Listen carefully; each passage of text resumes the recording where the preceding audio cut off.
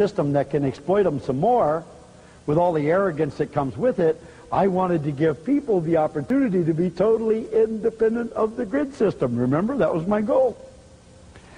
So we took the big one we had and we scaled it down into a model not much, a little bit smaller than this one. It was a little smaller than this. It was about that long. It's about 13 inches long, 6 inches in diameter. And that one was going to be big enough to be able to power all the energy you needed for your house, and so I didn't want one bigger than that. And by the way, that little unit could fit in the glove compartment of any American-made car.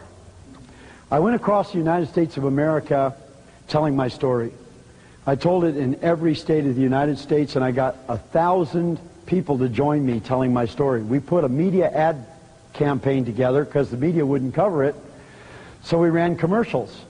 And we did a 60-second commercial cutting a power line and saying you can power your house with no electricity, external electricity, run your car with a new engine that runs with no gasoline. We did a 60-second commercial nationwide. As far as we can tell, about 10 million people saw it. And after that happened, that was too much. That couldn't be tolerated. And so I got a letter from the state of California inviting me to come back to California to go to court. So I flew back from New Jersey to California to go to court, and when I walked into the court, the judge said, "You're probably wondering why you're here," and I said, "Yes, I am." And he said, "Well, because I've been ordered by the state of California to put you in prison." And I said, "Well, that's really interesting. You're putting me in prison, but I've never been convicted of the crime. How do I go to prison without a trial and without being convicted?" And I said, "You can't do that, can you?" And he said, "Well," he says, "I've been ordered by the state of California to put you in prison, so that's where you're going, but sounds like you got a hell of a case for appeal." That, by the way, is a quote, and I do have the transcript. I walked out of prison 2 years ago, and now we have rebuilt our whole national network of distribution of distributors. We're in every state of the United States. We're in every major county of the United States. We have people now who understand exactly how the government works, exactly how the big boys work, exactly how the energy companies work, and we've got it all figured out. And we've got far, far, far more technology than we ever had in 1987. We got a lot more money than we ever had in 1987, and we're about to rock your world.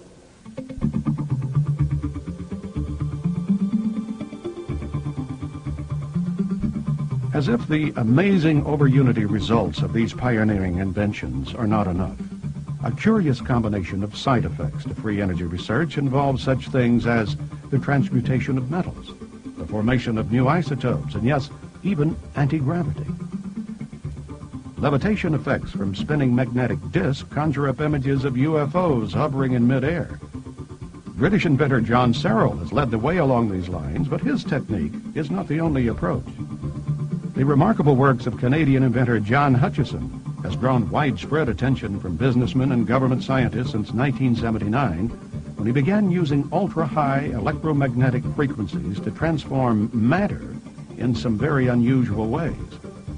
It has come to be known as the Hutchison effect.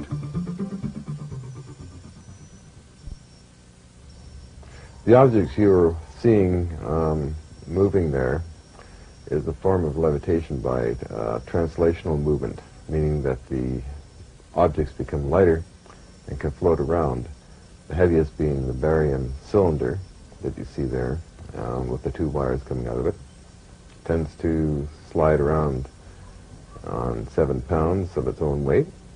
Physics of it is self-resonation of what they call ferromagnetic and piezoelectric barium type name through a power amplifier and broad and narrow bands of electrical energy going into this crystal. So the applications of this in advanced applications using free energy or zero-point energy to power it would be in propulsion technologies.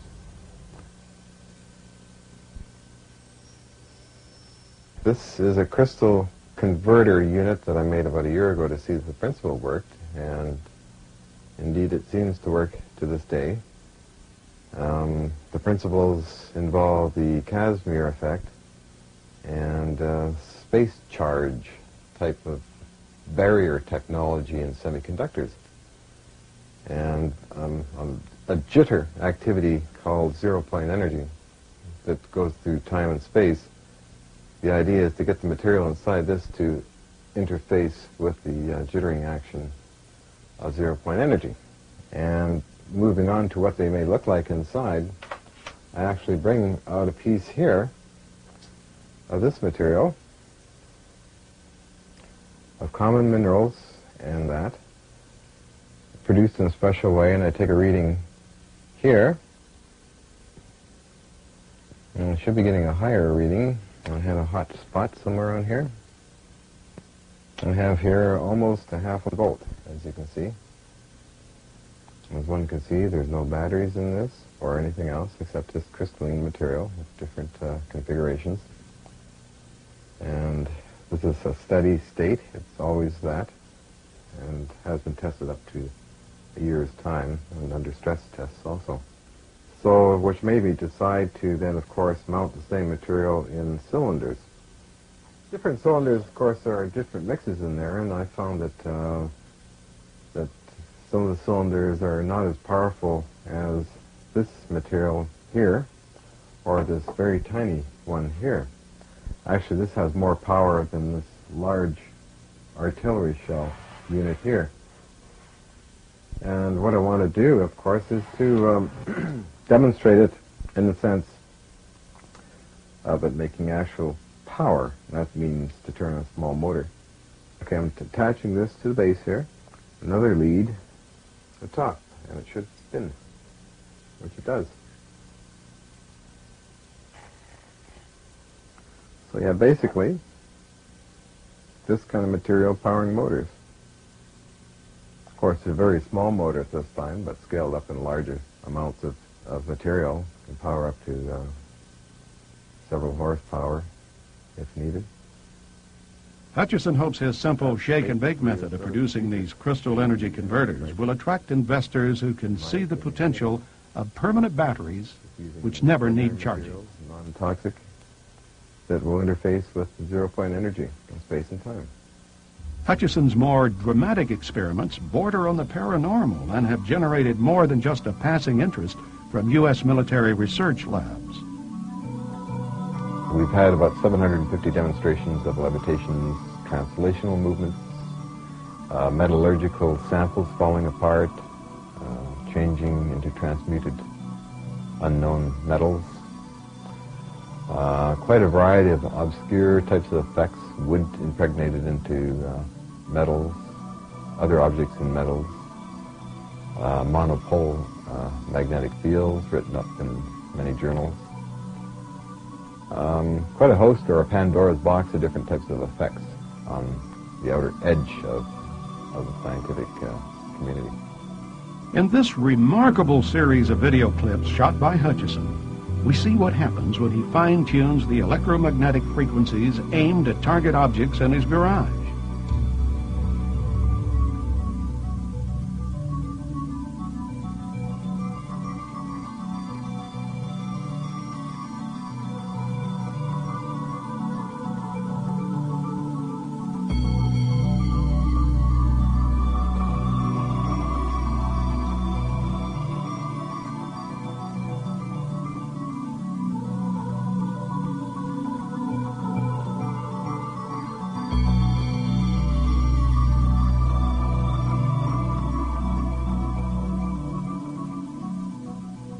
On a subatomic level, I feel that there is a dimension shift activated by very conventional electrostatics, RF fields that I use, and Tesla waves that I use, that actually form a keyway that opens up another area of time and space that may activate the zero-point energy fields and interdimensional reactions, let's say, to gravitational waves and time waves, or chronons, if you wish. Perhaps we're dealing in chronons and gravitons, which are maybe particles, and somehow causing a distortion, which causes objects to simply break apart or pulsate in the center of stainless steel bars and fall apart, or to become weightless.